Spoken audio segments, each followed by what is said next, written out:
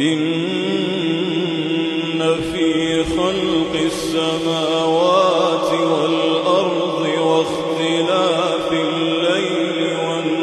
والنهار لآيات لأولي الألباب الذين يذكرون الله قياما وقعودا وعلى